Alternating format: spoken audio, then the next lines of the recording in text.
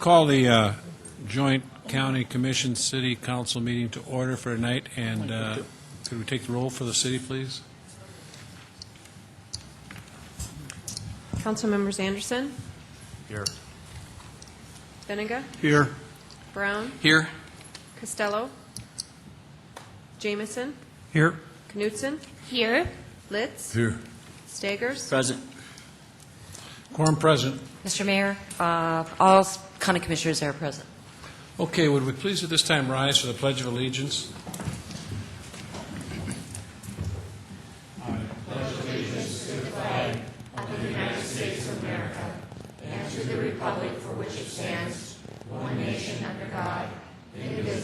With liberty and justice for all.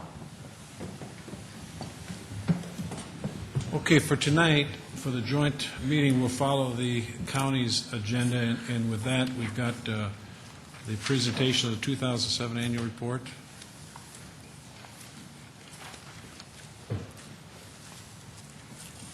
Good evening, Bill Hoskins, Director of Sioux Falls Museum. I'm here tonight to present the annual report for the Sioux Falls Museum Special Enterprise Fund. Museum Enterprise Fund was established in 1995 in a joint resolution between the City of Sioux Falls and Lehigh County. The Enterprise Fund receives revenues and accounts for expenses associated with rental space in the museum system, sponsorships, and the provision of programs, events, and services. This was the one we wanted. In 2007, and I believe all of you have copies.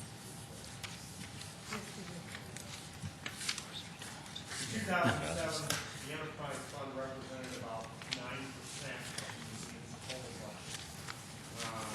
The expenses in 2007 were $108,717, and we had a balance in the fund at the end of the year of $48,264.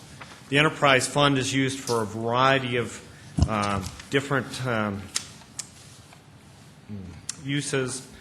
Basically, we've categorized them into educational programming, special events, exhibits, rentals, service requests, and other, which is sort of the catch-all that doesn't quite qualify for anything else. The Enterprise Fund has been a great asset to the Siouxland Heritage Museums. Over its history, it has accounted for $840,000 in expenses that would otherwise perhaps have been paid for by tax dollars. That's an average of about $70,000 a year that the Enterprise Fund is really supplementing the museum's budget. Rentals are one of the primary reasons that the Enterprise Fund was originally set up. In 2007, rooms at the old Courthouse Museum were rented about 68 times. They brought in 5,600 people, many of them who may not have been into the museum unless otherwise. I guess I think the Enterprise Fund has been a great advantage to the museum system. Probably the biggest single expense, however, out of it is the two staff positions, our special events coordinator and an exhibits assistant. 1/4 of their hours and their benefits are paid for out of the Enterprise Fund. And that expense in 2007,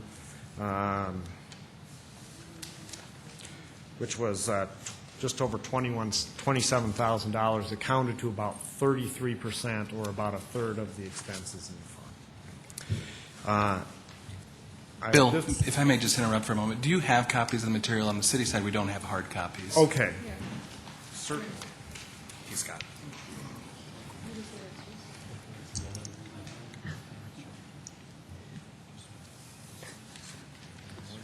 Of course we don't have it. I'm, Okay, there's, okay. You got, okay, good.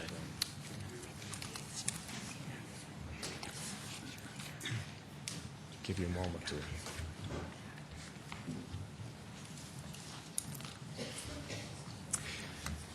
I was going to say, are there any questions about the enterprise fund? It's the budget for the enterprise fund is determined in joint budget hearings in August. And Bill, you have to do this report, correct? Yes. Part of the resolution was that the report would be presented annually to the joint And I think meeting. you do an excellent job and a great program. Questions? Mr. Mayor, Go I have ahead. a question. Yeah. Actually, some of us were around when this was instituted, and it was a way, of course, for the museum to add programming without stressing the city budget or the county budget any further. And it's been really great, because when you say that the enterprise fund funded 9% of your budget this year, that's a good thing. I do, if you look at the second page and you see the graph, I have over the 10 years a little bit of concern about the direction that the graph is going. I mean, it looks like a bell curve, and instead of it continuing to grow, it's diminishing each year. And beyond that, your expenses were far outweighed your receipts this year. And if this continues, it's going to impact even further the way that graph looks in 2008 and 2009. Do you have any way to respond to that?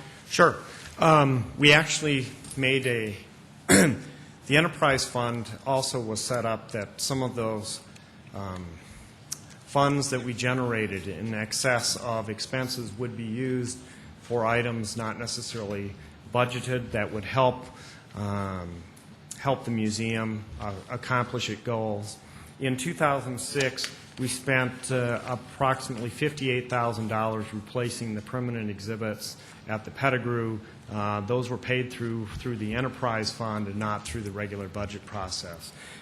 We also spent about $21,000 in 2007 to finish up that renovation process on the first floor of the Pettigrew, also through the enterprise fund. And also last year, we purchased a van for the museum's education department use in their programming, and that was also purchased through the enterprise fund. The van cost $16,442. If it were not for those expenses, which I think further the mission of the museum, the enterprise fund balance would be much greater and look a lot closer. We actually adopted those budgets, or brought the budgets to the city and county that were adopted for those years with the intent that they were probably going to be deficit budgets in the enterprise fund. Thank you. Other questions? No, thank you very much. Appreciate the report. Let's follow the county agenda here and go with two. Do you want to read that again? Do you have the answer? A resolution authorizing the mayor to enter into a joint cooperative agreement between the City of Sioux Falls, Minnehaha County, and the Wagner Arboretum Society for the development and operation of the Mary Jo Wagner Arboretum and East Sioux Falls Historic Site. And Mr. Mayor, I might point that it takes that's what your agenda says. Ours says to authorize the chair of the county commission, so it's going to take both signatures. Thank Right. you. Good afternoon, Mayor, City Council members, County Commissioners. Don Kearney with Parks and Recreation. The cooperative agreement before you is a joint agreement between the City of Sioux Falls, Minnehaha County, and the Wagner Arboretum Society. The cooperative agreement, as proposed, would authorize the use of 24 acres of county land known as the Perry Nature Area for the development and operation of the Mary Jo Wagner Arboretum and East Sioux Falls Historic Site, as outlined in the master plan that's attached to the agreement. The property in question is also labeled as item 4 on the overhead. That is the Perry Nature Area property and the subject of our discussion today. At full build-out, the Arboretum proposed encompasses 115 acres, most of which are currently owned by the city and the county. But by approving this agreement, it would allow us to secure the majority of the land needed to be able to implement the master plan that was completed several years ago. Another important aspect of this cooperative agreement is that we wanted an advisory board to help guide the development and operation of the Arboretum, and that is where the Arboretum Society would come in. The agreement identifies the Arboretum Society as the advisory board for the Arboretum. The board would function much like we have with the Veterans Memorial Park Advisory Board, in that they provide guidance, and obviously that group has served us well over the years. By having the society serve as the advisory board, it provides us with a group of individuals who have a keen interest and desire to see the project be successful. Some of the other details of the agreement is that the city would be responsible for the development of the park. Maintenance of the county property would be the responsibility of the city once Phase 1 of construction commences on the Arboretum Master Plan, which is currently slated for 2010. The county would retain ownership of the Perry Nature Area property, and then the society would agree to put a city and a county representative on their board of directors. Improvements made by the city would be maintained or remain property of the city, and then obviously the city will manage the Arboretum in cooperation with the advisory board. I might also take some time to also recognize some people that have really been involved in getting this agreement before you. Obviously, Commissioner Tweet and Commissioner Hayek has been involved in several meetings with us, and I appreciate their effort. County Planning Director Scott Anderson, State's Attorney Gordy Swanson, Administrator Ken McFarland, along with the rest of the county commissioners who have been supportive along the way. Obviously, the Arboretum Society has also been at the table. Rick Foster, our chairman of the Arboretum Society, is in the audience tonight. I appreciate all his help, and they were there every step of the way to get the agreement in place. Obviously, the mayor and the city attorney's office was also involved, and so appreciate their support as well. So with that, I'd be glad to answer any questions you might have. Questions? Kermit? Yes, Don, correct me if I'm wrong, but it sounds like the city is going to be paying for most of the upkeep and ongoing purpose of this area. You mentioned Phase 1. How much is the city going to pay in Phase 1? The Phase 1 portion of the project, well, actually, over the next 4 years, 09 through 011, 9, 10, 11, 12, excuse me, we have programmed in the CIP $1.7 million, which would be matched by a private fund drive through the community appeals drive, so that there were private fundraising that would match the city funds to do that. So that's what we have over the 4 years. So $3.4 million then with the private funding. Right. And then the county, will they contribute any money? Not at this time. Okay. And then this money that's going to be spent, some of it will be spent on the county land, is that correct? That's correct. Will we be acquiring more land too? We do anticipate that we'll have some additional small parcels to acquire to implement the total master plan. But at this point, we're able to go forward with the two main pieces, the city and the county property. And how much are we anticipating maybe in acquiring new land? We will have about 90 acres, and so about 25 additional acres is what we're looking to acquire. Okay. Thank you very much. You bet. Other questions? Commissioner. Thank you. I think Kermit's, for Councilmember Stegers, it really is, there are some questions, obviously, but as you note, being both on the Park Board and the County Commission, but a number of issues. Minnehaha County has very few parks. We have our East Side Historical and the Perry Nature Park, and we have our Wall Lake. And in order to do the Arboretum as the way the property was given and the way that the whole park would set up, it was incumbent upon the county to be a partner, if you will, in this agreement. And as you know, as the city grows, they take in these lands, but we hold those dear few little park sites that we have very close to the county. So this agreement is really a wonderful use, and it will be the county's land, which would have been acquired through probably some other means, but this agreement is really a nice one. We're also seeing, and Scott Anderson may have some comments to put in here, but even with, as you saw, Bill Hoskins at the museum, and as we deal with the extension people, different possibilities for activities that can be done out there that we've had over the years, but this will be a joint cooperative agreement. So I think the citizens are really getting a great entity. Can I ask Ann a question? Is there any possibility maybe the county can just plain give us the land?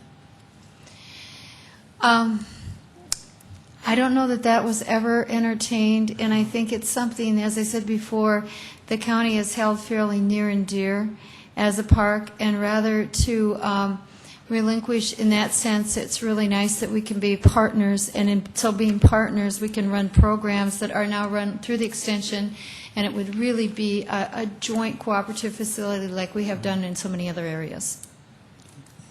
Other questions? Go ahead, Bob Covey.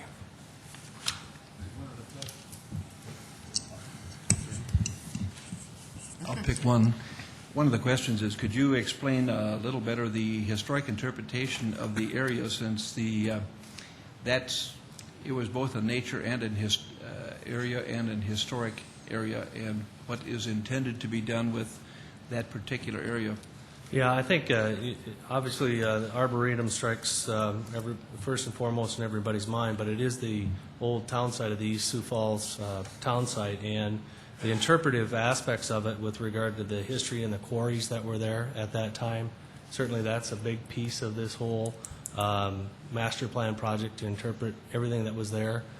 Some of the old remnants of some of the foundations, some of the old quarrying operations, there's remnants of that, and certainly the interpretive aspect of it obviously lends itself well to the East Sioux Falls historic site. So. Further questions? Yeah, just I guess more of a comment than anything, and I would just say thank you to the City of Sioux Falls for once again stepping up to the plate to create what I think is just going to be a jewel on the east side of Minnehaha County and what will soon probably be in the City of Sioux Falls. Just an incredible example, again, I think, of a community partnership of which, admittedly, Kermit, the county is a very, very small player. But during this whole negotiation process, Don Carney treated the county as if we were just as important as everybody else. And I thank you for that, Don. Mr. Mayor, you made a great choice in bringing this young man to the city, and we appreciate him. I would only just also like to really thank Scott Anderson, our county planner, because, Scott had concerns at first, and everybody worked hard together with attorneys and commissioners and council people to truly make this happen. And so this is truly another great partnership between the city and the county and everyone in the audience who may be asked to contribute as private individuals. So thank you. I see Trudy Peckham. I'm sure you'll be out pounding the streets to raise money for this. So thank you so much. Further questions? Kermit? Yeah, is there any anticipation of the county contributing anything in the next few phases? You know, the critical piece from our perspective initially was to secure the land as the CIP was moving forward into the 5-year plan, and so that's obviously the first step. I do think as we move forward, there are opportunities for the Extension Service, the Master Gardeners Program to be involved from an educational standpoint, and so there may be more opportunities from a programming standpoint for the county than maybe the physical improvements, but obviously having them at the table also can give us another avenue to pursue funding, whether it be grants or whatever it might be too. So, but we have not gone down that road, I guess. Scott, you have something to add? I guess all I would add is that we have already made significant improvements that we are willing to allow the city to use, that being by the way of a large maintenance building, 2 picnic shelters. I mean, so we have already made significant contributions that we are willing to turn over to the city to use as part of this master plan. And I really just I want to applaud both the city and the county commissions because, I think that we are at a threshold of really inviting in the entire community, not just the city of Sioux Falls, but the entire community. And I really think that's a wonderful concept that we should embrace because, Sioux Falls is, in the community is much bigger than just what's in the city limits. I had Bob and then Gerald. Go ahead. One thing, I think Councilman Staggers may never have been down on the site in the before condition. I have been around long enough to remember when that was there were quite a few homes down there that if you happened to walk in that area, you knew there were people in the buildings, but you didn't want to find out who was inside the structure. They did bulldoze those eventually to reduce the liability. When we received that particular parcel of land, we checked it for effluent that might be in the waters. We tested the water as it went into the Sioux River and as it entered that particular property. I don't know how many truckloads of garbage and white goods have been hauled out of that area into the landfill. It has been resculptured in such a way to actually be a place where people would like to go, want to go, and will go in great numbers. So we've had invested in the county, from the county perspective, lots of money, and I couldn't give you a quantified figure at this point in time, but I think we hauled out like 7 or 8 large dump truck loads of garbage off the hillside, the cans and the white goods and the tires and all that other thing. So we've invested quite a bit of money in that particular area at this point in time. Gerald? Don, can you give me some idea when the park is supposed to be incorporated, if you will, into the city limits? That's a good question. I know we're getting surrounded with other development, but I would think we oftentimes are brought in as other developments are brought in. Maybe Mike, I don't know if you have anything to add there. Well, my point's going to be, and frankly I can get, regardless of what the year is that with Highway 11, the expansion of the east side sewer system, and all the things that we've done on the east side of town to grow this community, I believe this is a good partnership, not only for long-range planning, but it's not a knee-jerk reaction to the availability of something that came up in this process. And these opportunities don't come up every day. And this park, and if anybody's had the opportunity to be out there, is a jewel to the community. And frankly, it's just a good opportunity for the county and the city to join together to solve an issue on long-range planning, if you will, for more green space in this community. So thank you for your efforts.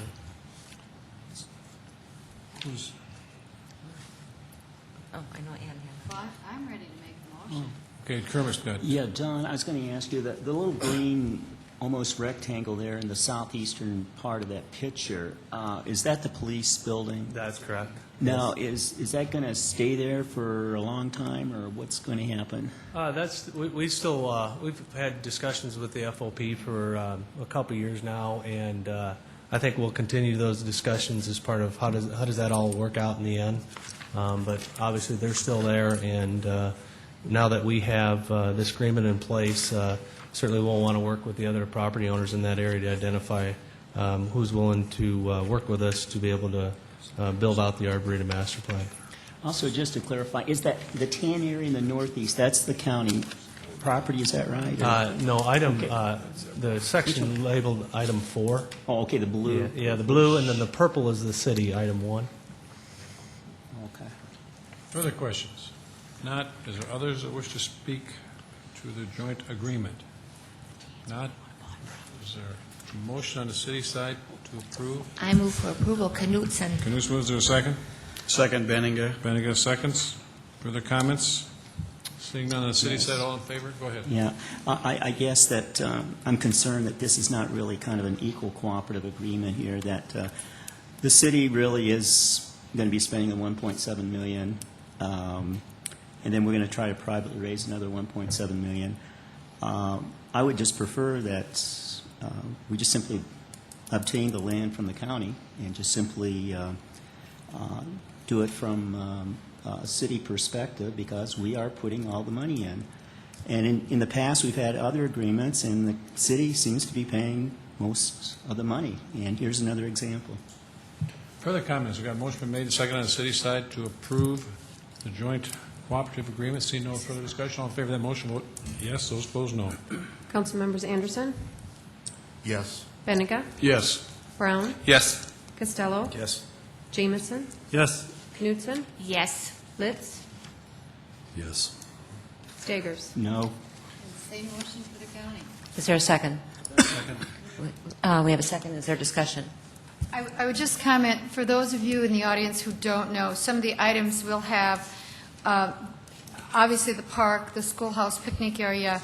We have a historic pavilion, gardening area, a wagon road and town roads, Native American garden, pioneer homestead garden, historical markers, stonecutters garden, house in the country garden. It is really a recreation, if you will, of days gone by with the beauty of an arboretum all encompassed. So I do realize that the county is not in a position, we don't have a park budget like the city does, and it's so wonderful that we can do this kind of joint cooperative agreement. We have the land, and we're delighted to be partners. Are there other points of discussion or comments? Okay, then we will vote. All in favor of this motion, say aye. Aye. Opposed, no. Motion carries unanimously. Thank you very much. Okay, now we move to, on the county agenda, it's item 3 on the city. It's item number 1, but you go ahead, Jamie. Second reading, an ordinance of the City of Sioux Falls, South Dakota, amending the Code of Ordinances of said city by rezoning property at 6109 North Cliff Avenue. Mike Cooper, representing the City of Sioux Falls Planning Office.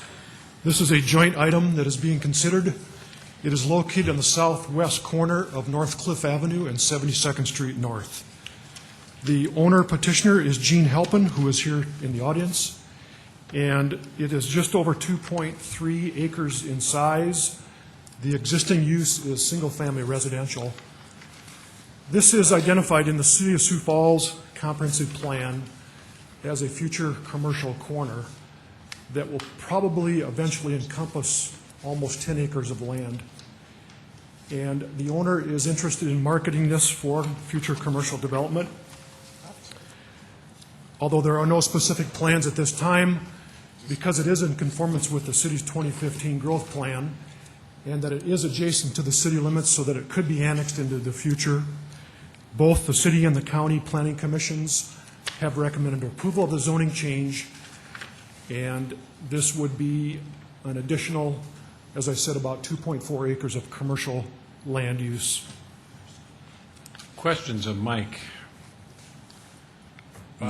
Mike, is the yellow that's indicated, I believe would be to the west of there, does that show residential? Is that color coded for that? Is that what we were talking about? That you said it's adjacent to the City of Sioux Falls. Yeah, the Sioux Falls city limits is along the east side of Cliff Avenue. It's called the Granite Valley neighborhood. Are you looking at the exhibit that's up on the screen now? Okay. The circle includes this parcel.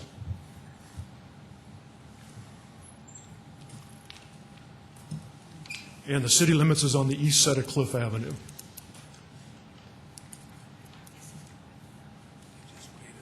Okay, this is Dunham's deal right there. Okay. Is this where there's a red barn and a house currently standing on the property? Is that what I'm? No, there's not a barn, but there's an existing residence. It's on the. It's right at the corner. Can we go to the aerial photo? Yep. Further questions, Mike? No, go ahead. Yes. As egg zoned, what could really technically be at that property right now under that current zoning? With the size of that property, it would be very minimal use as far as converting the existing single-family residence. There really aren't a lot of good options for this property, which is why in the city's future plans, we show that, like I say, it's about a 10-acre square that would eventually be developed up there for different types of neighborhood commercial uses. Thank you. Other questions of Mike? Others that wish to address the council on the rezoning? Not?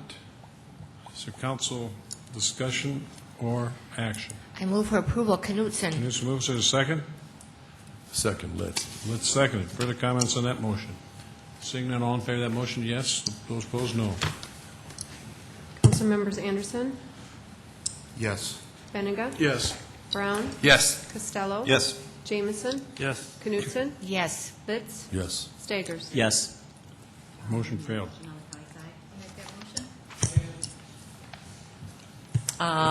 Discussion. If there is no discussion, all in favor say aye. Aye. Opposed, no. Motion carries unanimously. Thank you. Now we'll move to, we'll put that under old business. Did you heard it? You heard it, the have, so you put it under old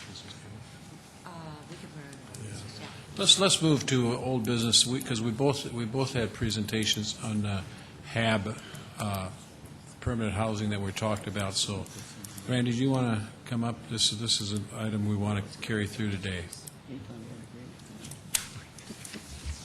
Good afternoon, Randy Bartunik, Director of Community Development and Public Parking for the city.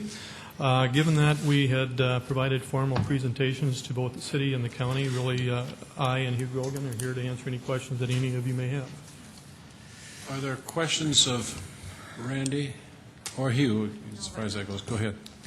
Mayor, we have some information I think that we would like to put into the hands of the council, if you don't mind, if Ken McFarland just Okay. passes it out, because it's information that may be referred to either by Hugh or by Ken. Kermit, did you have a question? I will probably have a question or two. Okay. I don't, Randy, were you going to say something about this? Or? No, that would I'd defer that to Hugh. That's I think the okay. pamphlet that the county had prepared. Do you want to wait to Hugh, or you want to ask a question now, Councilor? Well, I guess that the information I've received so far on this shelter is that it's going to attempt to do what the Salvation Army was doing already, dealing with people who have alcoholic problems and things like that. And could you respond to that? Sure. The program that we had in place at the Salvation Army was a temporary program that went for through the winter, and I think that was funded through funds that came out of community development, and we had that in place for 3 years. This program that we're looking at now, that we're proposing, is really more built on the model of Safe Home, which is a program the county's been providing on for the past year, or excuse me, during this year, and we've got a 1-year commitment to it from the county.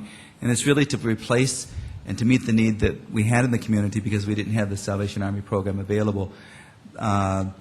This program provides permanent supportive housing to the people that we're serving, and it's one where the vision that we've got with the building that's available is that we would have an ongoing program that would expand our number from the current 20 that we've got to 33 to 35 people, and that would fit in with the number of people that we've identified in the community that are in the extreme, have extreme issues with both chronic homelessness, which means they've been homeless on an ongoing basis, and also with chemical dependency. Does that answer your... Yeah, the major difference would be the Salvation Army is more, short-term, whereas this is going to be more permanent. Is that fair? Yes, and the Salvation Army program was an emergency response to meet a need. What we found, what happened the first year we didn't have the Salvation Army is the county met that need through our use of the 211 system and providing shelter for people in motels and sometimes in the shelters. The problem that we had with the population we're talking about is that they were just a very hard group to place either in shelters or in motels. And that's why the county chose, and in my discussions with the county commissioners, I asked them for permission to go ahead with what we call a model pilot program for a year's period of time, just to buy us some time as we look at it as a larger community about what our response should be. And Randy had something. If I can just clarify, too, so there's no misunderstanding. It's not that the programs are short-term and long-term. The Salvation Army was an emergency shelter. People could come and go. It could be literally different people every night. This is permanent supportive housing. The building would actually be used as an apartment building, so there is no time limitation. Each of the individuals would have their own units. Mm-hmm. And then also, I guess a concern I have is, here's another agreement possibly between the city and the county. But the city, according to state law, we have no legal obligation to be engaged in this. I mean, welfare services are to be provided by the county. And we even do help the county, with different services like the detox and things like that. So, I mean, to me, this is something that really is a county issue, and, I think we want the city involved because of, the financial resources of the city. Is that fair to say? I think the financial resources and with some of the information that I passed out last week to the city council and to the county commissioners, showing you the amount of spending by the county and showing you how far ahead Minnehaha County is, compared to all the other counties in the state. Last year, in the year 2007, on rents and deposits, and that's to prevent homelessness of families, mainly of families, but also single working people. And what was new last year was the costs that were associated with Safe Home as we got that into up and operating. But we spent over $950,000. The next closest county in spending on similar issues was Pennington County, and in Pennington County they spent $44,000. And the purpose of giving you those numbers was to show you that, I've been very proud of how our commission has stepped up to the plate and provided funding for the programs that we have in our office. I think one of the things that we face at the county is that we're really funding at such a high level that this program really takes us to a level that's higher and meets a greater need, and it's really a need that we've identified as a community need, and we've really seen it coming out of the efforts that the city started with the HAB, and then the county, as we became a partner in the Homeless Advisory Board, that we, at least from the county perspective, see being able to do this, but not with the funding that's available through the county. We're at the max of what we're able to do right now. I'm not sure, but have we gotten any figures on how much the city would be kicking into this project? Okay, if we ask Ken McFarland to come up just to give us a little historical background, because I think what's important here is to understand why we're here today. We're here today because of a 3-year commitment on both the parts of the city and the county to end homelessness in this community in 10 years. And we all bought into that plan. That plan was devised by a task force that the mayor appointed. And this has been a process that has been worked on meetings every 2 weeks by the Homeless Advisory Board, who bring to you the plan to work with the most costly group of people in our community, the chronic homeless. So we need to understand, I guess, the historical piece of it, which, you were part of too, Kermit. So all across the country, there are programs similar to this that have a housing first model, that have commitments from counties, from cities, from churches, from nonprofits, and from communities at large. And that's where we're at today. We have the opportunity for a facility that was brought to us by the City of Sioux Falls, an opportunity to acquire a property for free and then to remodel it to proceed with this project. So that's really where we are today. And the county is saying, look, we are going to be asked to sign a letter of intent. We have to know what the commitment is on the part of the city and on the part of the county to remodel this facility and then to operationally fund it. Otherwise, we need to have this discussion and then either move ahead or walk away from it. Ken, do you want to come up? Or your decision? I don't know. I'm not sure how much more I can add from Commissioner Tweet's statement, but I will remind the group that back in February, and separate actions, the county did it during the joint meeting, and as I understand, the city did it subsequently at another meeting, that they did adopt the Homeless Advisory Board business plan. And in that particular plan, that does talk about the establishment of a 24-unit SRO to implement this Housing First program that has in fact proved successful in other locations. It was after that adoption that the opportunity for this particular facility became known. And once that became known, staff was assigned to start pulling together all of the numbers for you to consider. And I want to compliment Hugh and Randy and all those involved with pulling these numbers together for your consideration. Commissioner Tweet is absolutely correct, is that the county, as they take a look at this project, and that this really does go beyond what I think that the county's statutory responsibilities are. This is a higher concept of what we want to do for our community. And from the commission standpoint, if we are in fact going to go forward with this particular facility, and it does require a resolution of commitment, as I understand the application process, that you have to do a supportive housing program, is that it would be the commission's desire that we hammer out those things with the city, Councilor Staggers, as far as determining through a joint powers agreement, much like we've had success in our other joint powers agreements, but hammer those details out. Who would be responsible for what? And what is the level of participation, both in the initial remodeling costs and obviously on the ongoing operational costs. So in other words, we really do not have any numbers as far as how much the city would be contributing at this time. At this juncture, no, and neither do we on the county side, because we have base numbers as far as if you go into the material that I passed out, Councilor, if you look in some of the attachments, they have determined a provisional budget and it's listed on attachment C for those supportive housing costs. Those are the program costs. But how those split between the city and the county, we don't know yet. So I think that's critically important for knowing, how much the county is going to contribute, and the city, which we do not have any legal obligation. And the county at this juncture has proposed in various meetings that we've been involved with a 50-50 partnership, both operationally and with building. But that has to be worked out in the joint powers agreement. We aren't that far along. Vernon?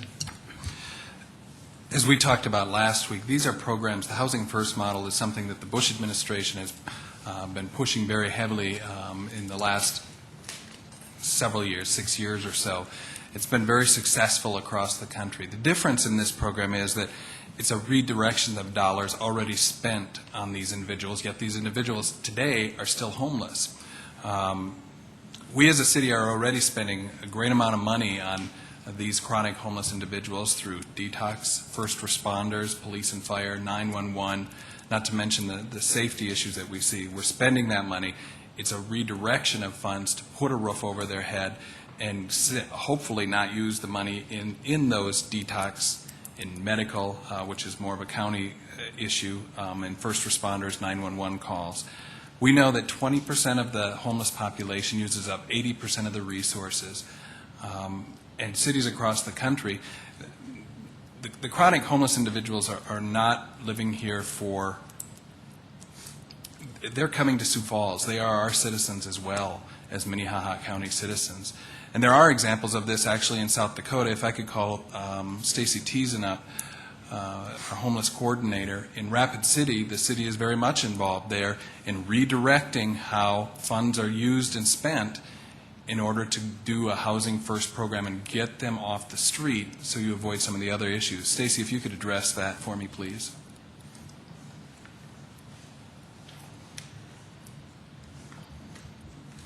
Vernon Brown's right with the numbers and the things he's discussing. There are over 150 Housing First programs available across the United States, and all of those are showing significant progress in the homelessness, the level of time that people are actually staying housed in their units. I talked with Barbara Garcia of Rapid City just today to make sure I understood what it was that she was talking to me about.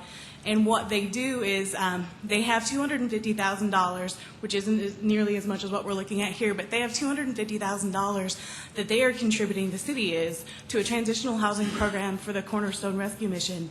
And that money comes from a 0.46 of the 2% sales tax money that they accrue. So it's called Vision 2012, and basically it's a 5-year process, and every year they can apply. There are applicants that are allowed to come in and apply for the funds, and at this point, Cornerstone Transitional Housing Program received $250,000 from the city of Rapid for housing programming, and that includes operational as well as construction costs. Dee? I guess I would just like to echo a lot of Councilor Brown's comments and Stacy's too, is that I continue to believe tremendously in this concept of housing first. I mean, we really have talked about the homeless situation for a long time while I've been on the council, and I am so hopeful that we can find a way to salvage this plan until the city of Sioux Falls is able to make a commitment financially. And again, in my opinion, and this is a philosophical comment, not a personal one, of course, is that last Monday night was an incredible setback, I think, on the city being able to do anything substantial from a budget standpoint, because some of us had hoped very much to restore the second penny, and by doing so, gather $3.8 million more a year that we could use for roads, instead of having to now go into the CIP and take that money there. But again, that's not a sour grapes comment on my part. That's just reality. And those emails that came into me soon afterwards saying, you know, what a carrying vote that was, I thought, well, yeah, maybe in the short run. It's not in the long run, in my opinion. But anyway, I believe in this program so much that I'm hoping that we can still find a way by extensions to salvage this program, because to me it's not a handout program. It's definitely not a shelter. There's no part of it that would be a shelter. And I do believe that many of these chronically homeless people who are our people, I mean, they're not going to move to Blount or Oneida. I mean, they are our people. They hang out downtown for the most part, and they're not moving. And whether the county legally has the commitment or obligation or whatever, I feel like I have as a city councilor and as a citizen, I have an obligation to do more for these people. I think the location is an excellent location. As Councilor Benega said a little while ago on a different topic, these opportunities don't come up very often, and I mean, that's an understatement in this case. I mean, it's a wonderful location because it's not right in a residential area, though I could support it in a residential area. Reminds me a little bit about all the controversy that we've had throughout the years recently on TLC, Transitional Living Corporation, and some people not wanting those people in their neighborhoods. I mean, these people are not going to disappear, and they're costing us a tremendous amount of money. I'm just really, really hopeful that we can figure out a way together as a team to extend this process so that the city of Sioux Falls can contribute to the resolution of commitment. David, did you have your hand, Pat? I just have a question. The whole housing first concept, I mean, is it strictly housing, or are we talking food, or are we talking educational programs? Is there more to it than just the housing part of it? The reason why Housing First works is because it's all inclusive. It's supportive housing services. There are some people that aren't going to need the same level of care as others, but what we're talking about here is our severely chronic. So they're going to need some assistance with food, because they're not going to have income available to them at present. I mean, we could apply for Social Security with them and see if that's something that they'll qualify for. Maybe they can get some workforce training. But we are talking about the severe chronic. So their work level is pretty minimal. Their income level is going to be pretty limited. We could ask for them to pay a portion of what they do have towards their rent, but ultimately providing for food, providing for case management, providing for chemical dependency treatment, providing for services that they're going to need to get whole is what we're looking for. And in order to do that, it's going to include a big chunk of money, and it's going to involve a whole lot of people working together. There are agencies in town that can provide some of those services, but in order to go forward, we need to know what we're asking agencies to commit to. Because just a couple. Go ahead. Just a couple thoughts, real quick, and just from a cost standpoint, because some of the numbers. I mean, I think we're all supportive of the concept, and some of the numbers are just a little disturbing. We've talked about $2.5 million to remodel it, and we know that from just talks that I've had with people in the community, you can build a hotel room for $50,000. If you're talking about 30 rooms, that's $1.5 million. So, you know, we need to justify those numbers in some way. Or you could look at it from strictly another housing standpoint. You can rent a 2-bedroom apartment for $800 a month. That's $10,000 a year. For 15 apartments, that's $150,000.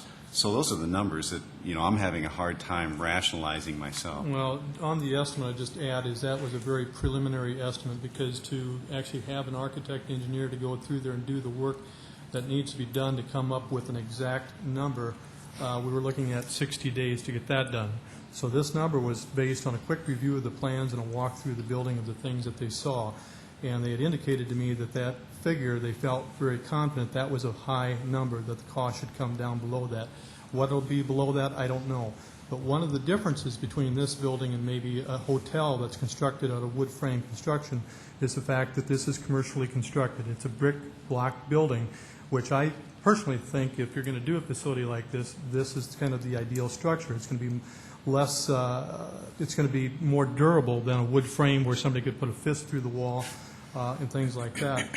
And the other value that you look at is the land. You've got 400 by 600 square foot, 240,000 square foot of land. And based on what a commercial real estate broker had indicated to me, that land has a value of about $1.2 million by itself. So I'm not sure if that answers your cost, but I know even on commercial construction, and Councilor Litz may be more familiar with that than I am, but I've been looking at or hearing costs in the range of $160 to $200 a square foot. Residential is probably in the range of $100 a square foot if you're looking at new construction. I'm pretty sure hotels are commercial properties, but be that as it may, whatever they're building certainly would be adequate for what we're doing for this idea. And you know, the program, I understand, entails more than just housing, as we just heard. So, but those are some of the things that are going forward that are going to be a concern of mine that I'm going to asking you to help me address those. Well, I wish I had more time to get a more thorough, detailed estimate, but unfortunately time didn't allow us to do that. Gerald? Well, my questions are similar to what Pat said, and a follow-up with that is, do we have the ability to offer an alternative bid to use just the property and tear down the building, frankly, and use that property to build a new facility? I'm sure some of us have already been contacted by hotel developers, as Pat said, and those budget numbers are less than what we're using for our estimate. And if there's an opportunity for us to build new construction on property that's given to us, I mean, that's a win-win circumstance for the whole community. The other issue is, do we have any idea what our competition is in this process? What happens to that facility if nobody bids on it? Well, it's not a bid. There's an application process, and if there's no other applicants that come in, and as I understand, the city is the only one that submitted the request for the application. So the next step would be that the property would be made available for sale to the general public. So and it would be, and as my understanding, and I would have to confirm that, is this window for getting the property for free to government, state and local governments and nonprofits is fast coming to an end. What's the time lag between the time that we need to put in a bid and when it goes to public sale? That I couldn't answer. I'd have to do some checking on that. And do we or do we not have the ability to offer an alternative bid to use the land but not use the facilities? Again, I wouldn't use the term bid, but if you're saying that if we went ahead with an application that ultimately the outcome was permanent supportive housing, I don't think HUD is going to care as long as you have a program that's up and running within 3 years. That's my understanding. I'd have to confirm that. I guess my bottom line is obviously is that it gives us an opportunity to look at whether we should remodel or if we should build brand new, and gives us some time to look at all of those financing packages along with a pro forma of what those costs are going to be, because there's always more cost in remodeling than there is in new construction for operating costs. So if it gives us an opportunity to bid or whatever we want to use for a term, to look at that as an alternative, then maybe we should consider doing that. So when we do have that chance to acquire the property, we have an opportunity to look at both options, if you will. Jeff Barth. Thank you. I guess a comment and then a question. Certainly I'm supportive of this, the original plan, but I do share the concerns of some of the councilmen about is this the plan that we want? In other words, you know, are we going in to buy a Honda Civic and walking out with a Ford Expedition? Is this the project that we originally envisioned, or is this too much of a project for us to go with? And I want to assure Councilman Staggers that the county is fulfilling all their legal obligations for taking care of the indigent. And this is actually going a little bit beyond that and is working on, you know, the quality of life for all of us in this part of the state. And I guess my question then would be, where are we at as far as getting an extension for consideration on this property? Because like I said, I'm a little worried that it's maybe more of a project than we originally... The written request for an extension was submitted on April 18th. I have not received any written confirmation of that, and there's a very good likely chance that I will not receive a written confirmation. The last time I talked to the gentleman out in Maryland, it was that if we do not hear a response back, a written response back, that the extension is automatically granted. He was unclear at the time that I spoke to him of what that timeline was, whether it was 25 or 30 days. In any event, that gets us closer to the May 28th or even June 28th deadline. So I have submitted that, and again, at this point, nothing that I can point to say it's been granted. Vernon? You know, we all have questions on the numbers still, but I think the discussion today is really an interest. Is there an interest in going forward on this sort of a concept? And should we pursue this particular venture?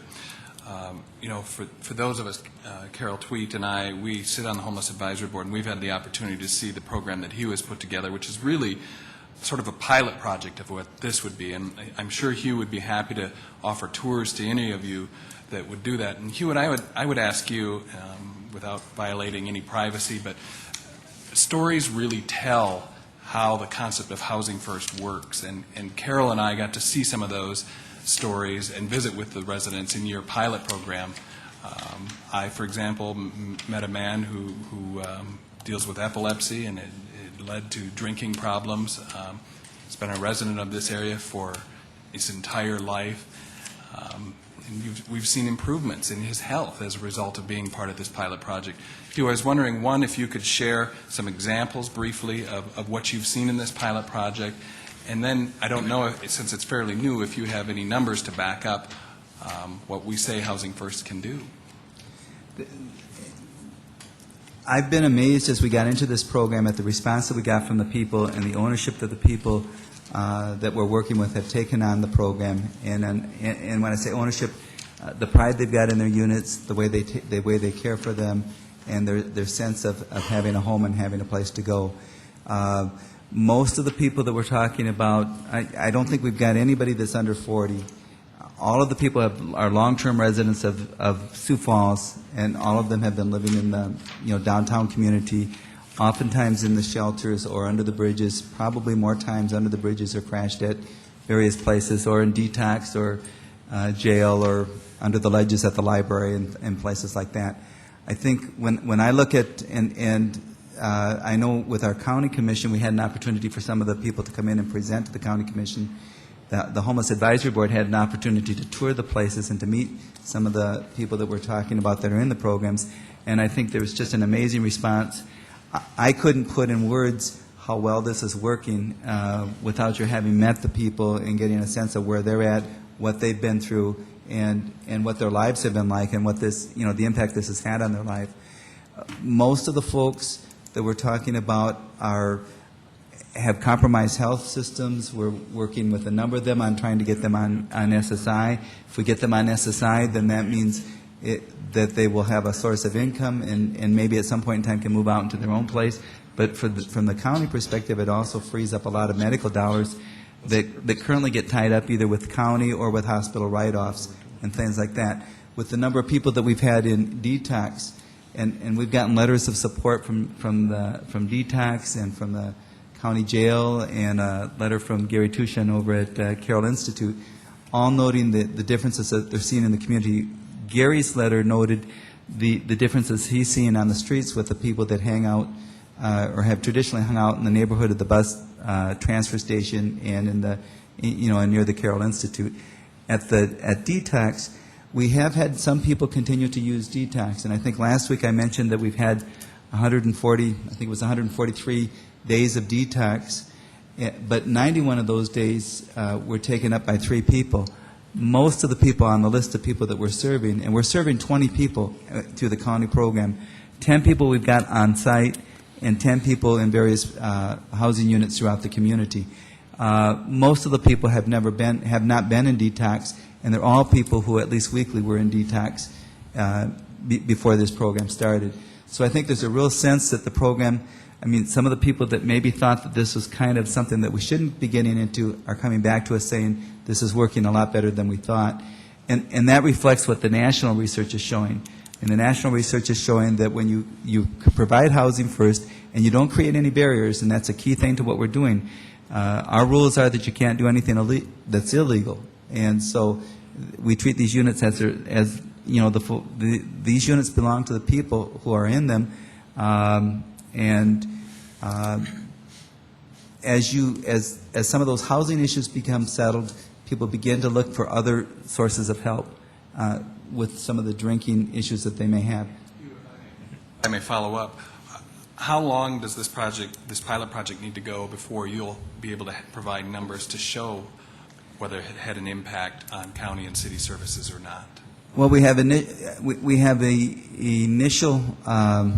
reports. We're still working on getting the dollar values from hospitalizations and from some of the other entities in the community.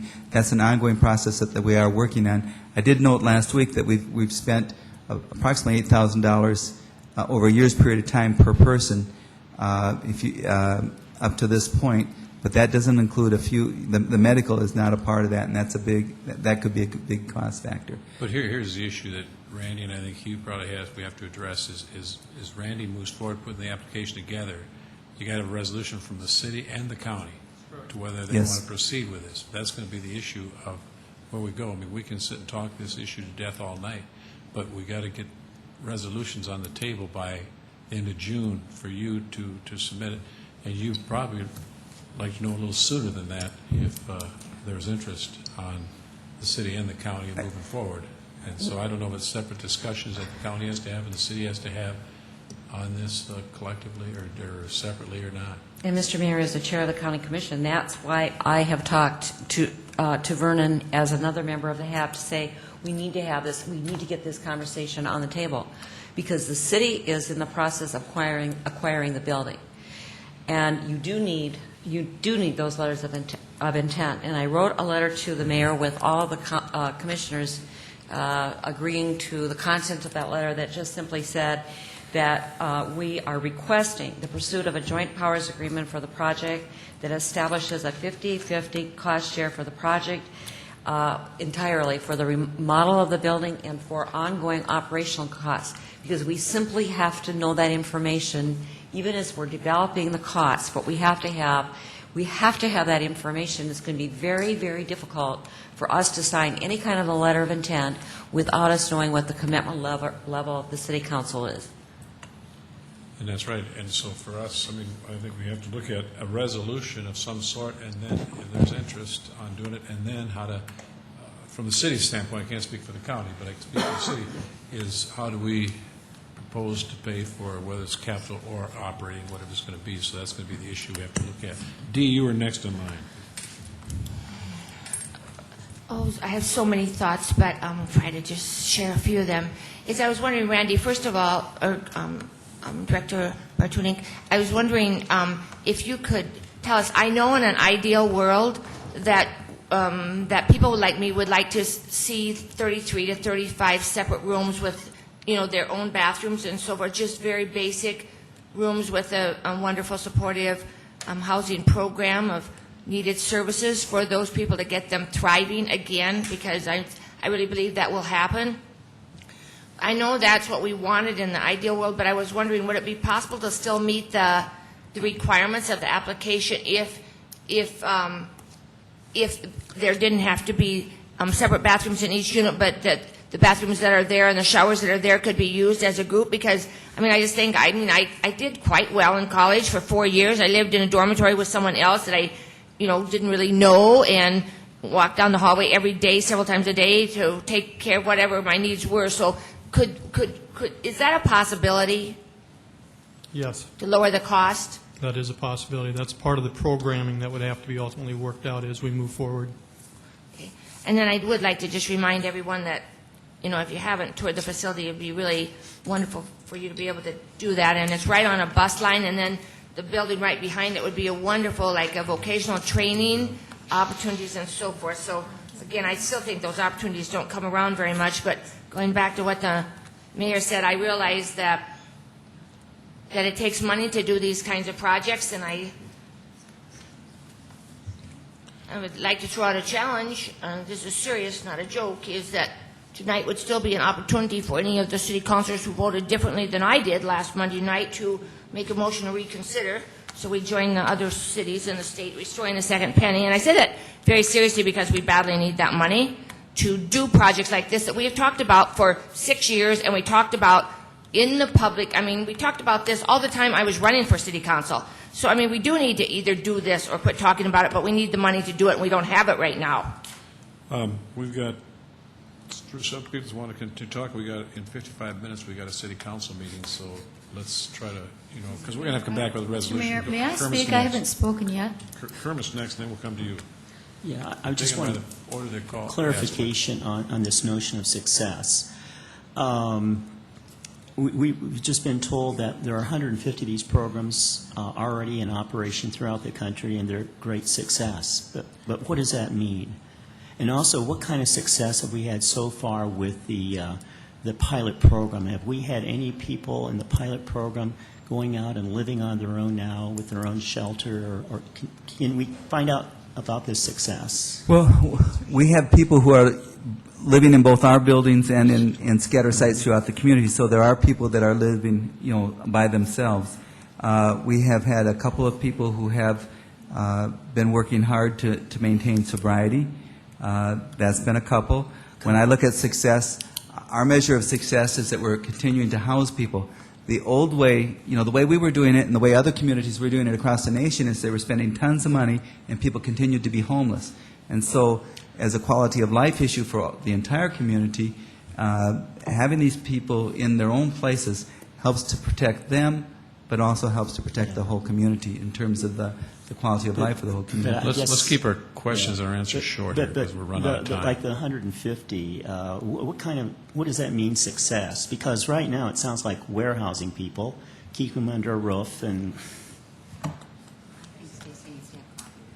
It's not about warehousing. It's about having your own place to live, your own space. Those programs, they have all kinds of, there's a bunch of different ways that you can look at success. For some of them, it's about reducing costs. There's a program in Seattle called 1811 East Lake program, and it's showing about $2.5 million in decrease in expenditures in the hospitals and the detox and the jails. That's a form of success. That's not what we're talking about necessarily here. What we're talking about here is a more humane way to treat people and to get them back on track and get them to be contributing members of society if that's possible for them. And if ultimately it happens, we do reduce costs, then that's great.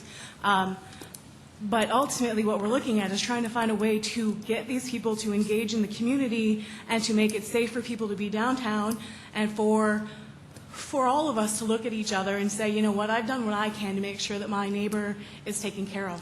Okay, let's keep this. If I could just ask one more quick question here. We got a meeting in a little while, and I need to get back to do something. And the 150 projects, how many people have actually gotten back on track, contributing members of society? I don't know the We don't know answer that to right now. Ann, your turn. Thank you. There's so many issues, and I know the county commission has to be involved in this. The HAB actually came about because of the mayor. Thank you for doing that. And everyone has said before what we need to do, and obviously the county meets their legal obligation. I do have one concern that we are maybe catapulting a little bit quicker because of a property that came available at a specific point in time.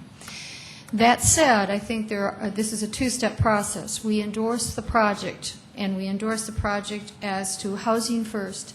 And if that is something that we cooperatively do, and I thank the Homeless Advisory Board so much because it's not only been weeks, months, it's been years that they've done their work. And I, for one, support this project. I think it's a wonderful project. However, there's been a lot said tonight about the investment of funds and the investment of funds into a property. As I looked at that, yes, it is a nice building we could remodel. However, it's a nice building on Russell Avenue in a very much commercial area, very close to Correction Center. I see a residential area close to schools, parks, facilities that would actually be grocery stores. a housing neighborhood.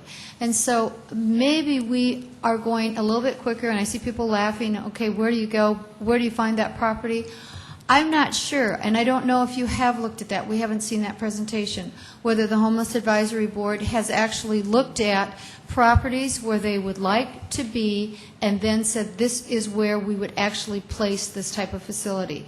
And so I certainly endorse the proposal, and I would like to finish. It's my first time speaking so far.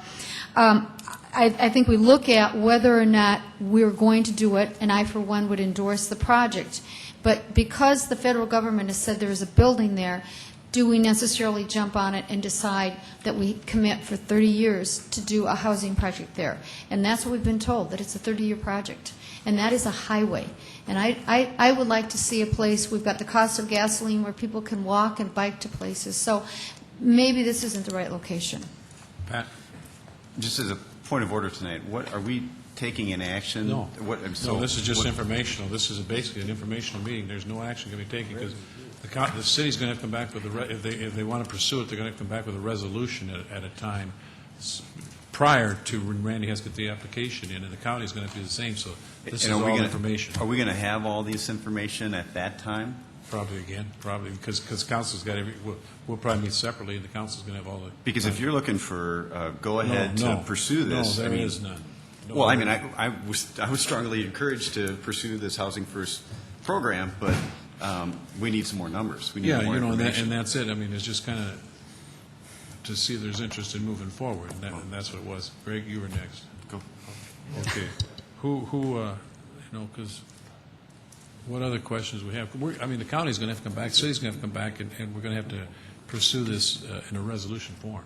So at the city level, though, I mean, would there be enough support among us to just keep the project alive for as long as we could, like until even late summer, so we could kind of see where we are and see if the second penny has been restored and see where the CIP projects are? Well, at that point, you'd probably miss the first deadline that Randy has at the end of June as far as getting the application in, because we will not have an answer as far as our funding source of how to pay the funding source. Excuse me. Could we just ask at the end of June for one more extension, because then we'd be at the end of July and we might be getting closer to having enough money to do this?